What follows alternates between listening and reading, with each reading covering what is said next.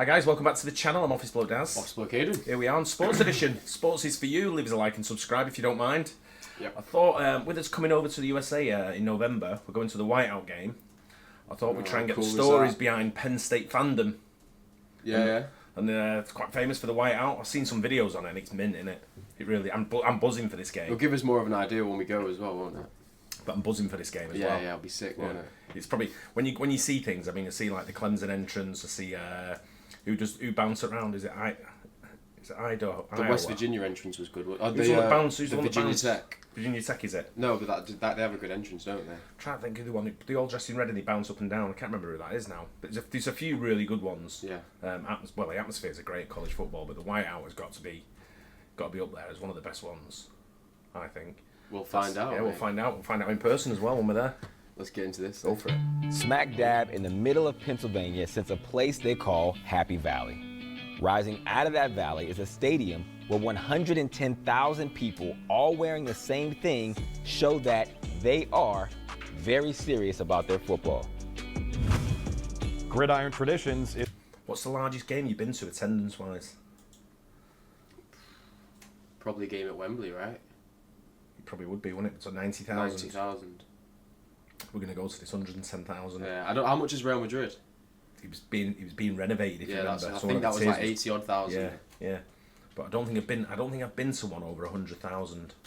No. I can't try to think of one. I can't think of Have you it. been to like a concert? That's over 100,000. I've been to concerts. Yeah. I've been horse racing. That's more than Oh yeah, I guess so. That's quite a lot. I'm Formula One. That's quite a lot, doesn't it? You want it in one. I want it more. I'm talking stadium, about real sports like this. You know what I mean? Is built by the Home Depot. I'm from Johnstown, Pennsylvania, roughly 85 miles east of State College, where we even share the same 814 area code. So as someone who grew up in Penn State territory, trust me, I am more than qualified to set this scene. That's how they arrived. You know. And actually, every single bit of the state that isn't within around 30 miles of Pittsburgh is Penn State territory, at least according to the college football fan map the New York Times crunched the numbers for in 2014. What that means is, in this state, you are surrounded by fans of Penn State, which plays on a campus that is surrounded by, well, not much. It's difficult to get to Penn State because it's a true college town. There's not a whole lot around it. It is the show on a Saturday and for much of the Friday leading up to it. And it's so remote and so imposing that the airport is right next to it. It's almost like an airstrip. You land and the stadium is right there. Okay, fine. There are some things sort of around it if you go a few miles, like mountains. Mount Nittany for one. Nittany is probably a Native American word, maybe translating to single mountain, so that accounts for half of their team name. As for the Lions part, it didn't originate with the football team, but rather it was an invention of baseball player Harrison Joe Mason back in 1904 as a playful competitor to Princeton's Tiger. When he later wrote that it should be the school's mascot, we think he was picturing a mountain lion, which did used to roam around this part of the state back in the late 1800s. But the first depictions were of an African lion because, well, the first student to throw in a lion suit in the 20s just borrowed the costume from the theater kids. It wasn't until 1939 when gymnastics coach Gene Whetstone donned a mountain lion version and brought some real athleticism to the mascot game that things started to resemble the lion you see today. Listen, I like UGA. I like, Florida Gators and the Stanford Tree, but you're not ripping off one-arm push-ups. That tradition birthed another tradition, because colleges sure love turning their myths. Do you know any players that have come from Penn State and gone into the NFL? I can't think of any. No, I don't really know many college players, to be honest. Saquon Barkley. Where they played at college. I think Saquon Barkley was Penn State. I'm not 100% sure, but I think he was. I'm trying to think of others, but Saquon Barkley is the one that sticks in my mind for some reason. Nothing comes to my mind about something's right at the back of my head that sort of like tells me that that's where he's from. State, I'm not sure. In the statues. The Nittany Lions shrine was carved out of limestone in 1942, and since the 1960s, it has been guarded the night before Penn State's homecoming game to prevent any tomfoolery from rival fans. For example, Syracuse pranksters have managed to paint the lion orange a couple of times, so everyone in State College is trying to ensure that navy and white are the only colors prominently displayed on their turf. Those colors are core to Penn State's brand and have been for a long, long time, but not from the beginning. Nope. Penn State beat Oregon to the punch by about 100 years and some change, and having pink and black uniforms in the 1880s. They changed it up because pink faded too easily, but with modern materials and the anything goes uniform landscape, Why not roll them things back out today? After all, the basketball team's been mixing it up since 2014. Well, the football uniforms are probably the most consistent and unadorned in all of college sports. Their alternate uniforms simply bring back subtle elements of their past looks. Most notably, presenting the rare occasion the Nittany Lions might not be wearing their customary black cleats. I think in many ways it reflects the community in kind of a beautiful way. It's a blue-collar area, you know, and it's an amazing area that I grew up in. There's just sort of something more stately about, like, this is who we are and this is what we're going to be. Until 2012, they had never worn player names on the back of their jerseys. The stated reason for adding them was to credit the players who stuck with the program in the wake of the NCAA sanctions imposed after revelations of Coach Jerry Sandusky's child sexual abuse and the failure of many university figures, including Joe Paterno, to report them. They returned to the nameless look after just 3 seasons. College football traditions tend to be more about students than institutions. It was students who changed the name of the tent city that has popped up outside Beaver Stadium in the lead up to home games since 2005 from Paternoville to Nittanyville. And it was students who helped a candlelight vigil honoring victims of abuse. It was students Laura March and Stuart Shapiro who came up with the idea for a Blue Out game, which became an annual fundraiser for abuse prevention charities. The Penn State student section, 22,000 strong, is routinely ranked among the best and loudest in the country.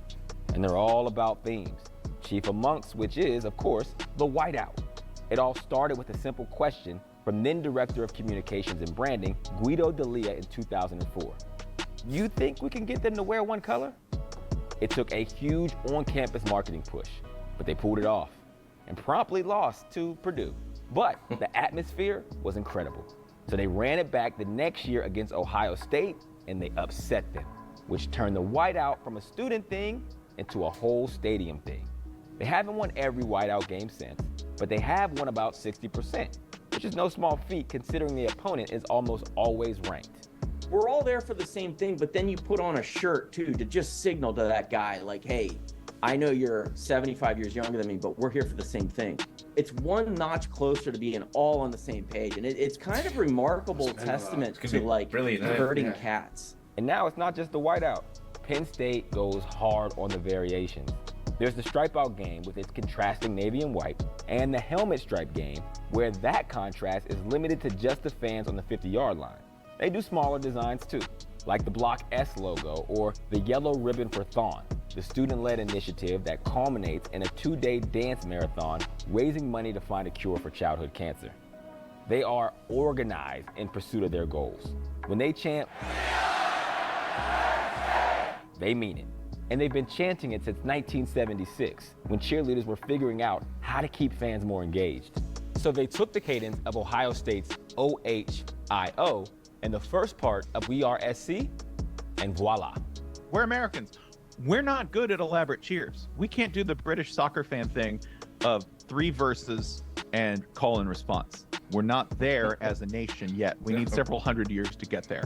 Right now, we are Penn State. If you can pull that off, you're better than like 95% of the fan bases in the nation. The fact that it's something I yell half of and you yell the other half of, I don't need to know who you voted for. I don't need to know what your tax bracket is. It's something that we can share for free, and it embodies something. I mean, that's kind of a beautiful thing. Echoes of We Are at 100 plus decibels are only one of the unique audio-visual experiences at Beaver Stadium. There's the marching band's floating lion switch up during the banger of a fight song, and also the drum major's running front flip, both of which have been staples for more than 50 years. But with all due respect to the band, the song most associated with game day in Happy Valley is Kernkraft 400 by Zombie Nation. I already know you're humming it in your head, which explains the appeal. Other arenas may have played it first, but especially after that 2005 whiteout win over the Buckeyes, during which the song was played 9 times, you can't uncouple the 1999 German hit from a bunch of kids in PA jumping around. Beaver Stadium has the second highest capacity of any football stadium in America, behind only Michigan Stadium. There's a lot of big sporting events and big concerts. I didn't know that. But 100,000 people gathering in one place for an event, it is a rare thing in the history of humanity. Every time you go to a Penn State game, it's one of the largest gatherings of people on Earth. every year. It's going to lose a few seats in an upcoming renovation, but that goes to show one reason college football is different from the pros. If an NFL team, like Penn State, was faced with not being able to host a playoff game because their stadium's pipes can't handle below freezing temperatures, they'd probably just build a new one with public funding. Sure, Penn State can foot the $700 million bill for upgrades, but that's just part of it. Here, where 750,000 attendees come out for 7 home games every year, there's too much history, too many memories for too many people who wouldn't stand to see their cathedral torn down, and we've already established how good they are at uniting for a common purpose. The ceremonies we associate with Penn State football were born here and evolved here after a necessary reckoning. Pro teams can hang banners, but a tangible connection to your school's storied past is at the heart of college football fandom. It's about knowing you're in the only place you could ever belong. This episode of Gridiron's... I'm buzzing for that now. Mate, yeah, that looks proper cool. 110,000 people, and you see the whole town the way it's going to be so vibrant, isn't it? So it's going to be a proper trip. That 100%. A lot of drinks getting down as there, isn't there? Well, we just need someone to give us a tailgate guide. Yeah. Right, where we can go, bars like we can go, because I imagine the town's going to be like rammed. Yeah, you would have thought so. Sort of thing. So it's before and after the game and all that kind of stuff. So looking forward to it. Absolutely buzzing for it. Yeah, same. I think it'd be the biggest attended game I've ever been to. Yeah, it will be. Won't it? I'm just trying to think of one that I've been too big, and I just can't think.